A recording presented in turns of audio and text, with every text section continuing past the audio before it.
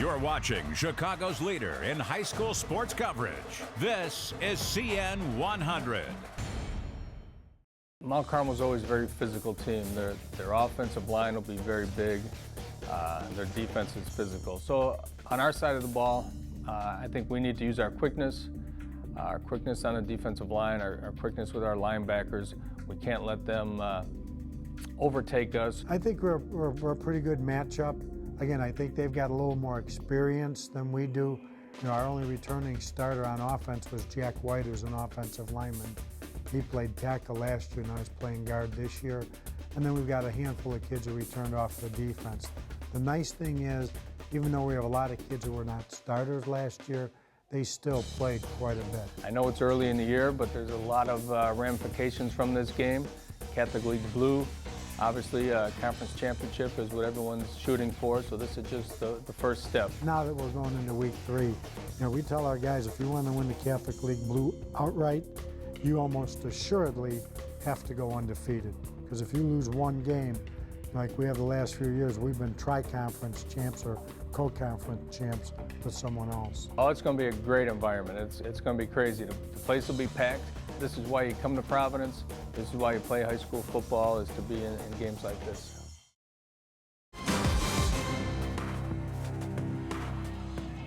Welcome to New Lenox, everybody, for the CN100 Game of the Week tonight. It's a Catholic League Blue battle as Mount Carmel gets set to take on Providence Catholic.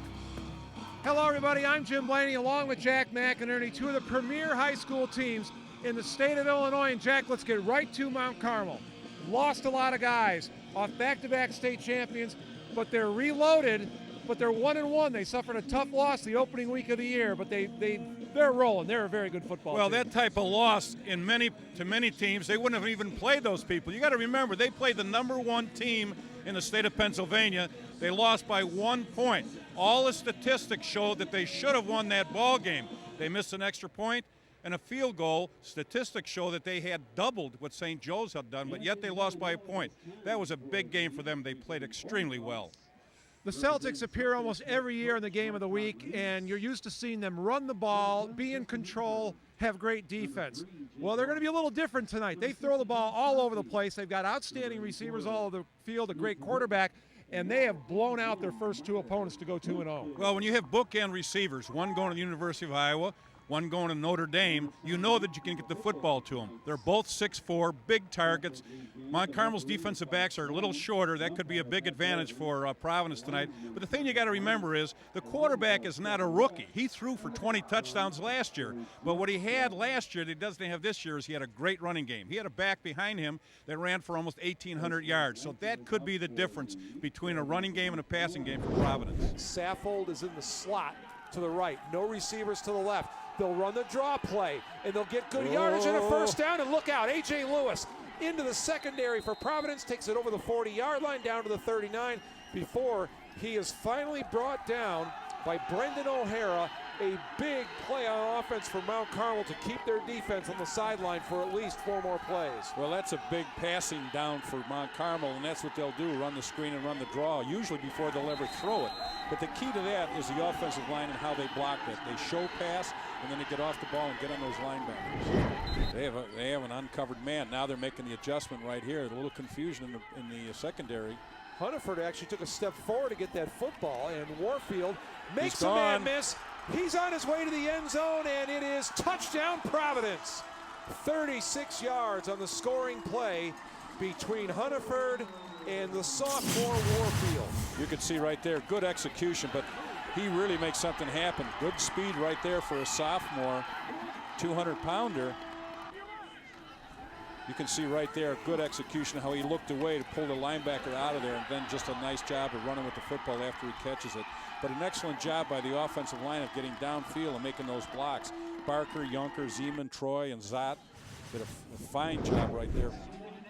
Caravan time, a little bit of a factor here. They need a score because remember, Providence will get the ball to start the second half, and it's on the turf, and the Celtics come up with it. Yeah, let's check on this. It might have been Sharkey. I thought Vasquez definitely came in.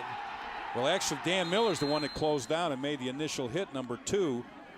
Right here, there's Miller, number 2. He pops it loose. It's banged around right here. Vasquez didn't get there. It was indeed Sharkey that got to the football. So another long. They've had 2 long drives tonight that have netted nothing. Vovoda is lined up a little more or less of an H-back over there on the left. They'll go to the near side of the field. That's picked off. And this is going to be a problem for Providence getting people back to block, and they will not do it. Picked off by Nick Wheeler. He will take it the distance. He will score on a 76-yard interception return. And in a game where it looked like Providence was going to go for a score to really more or less end it, to be honest with you, Mount Carmel gets a miracle from Wheeler, and the Caravan are back in the football game, down 17-6. I don't even think that Hunterford ever looked. You can see he just dumps it out there. I mean, it's a lazy pass out there. And he was just standing out there. Wheeler was just waiting for him. He took the back coming out of the backfield. The back hadn't actually looked for the football, and there goes Wheeler down the field, 200-pound senior. Hunterford wants Boykin, and he's got him open. He's got the football. It's a race to the corner of the end zone. And Boykin will get there. Touchdown, Providence, 37 yards on the scoring play on a 4th down and 8. Boykin with his 7th touchdown of the season. Watch how quickly he gets rid of the football. One step, throws it up in the air, and they see the safety could not get over there.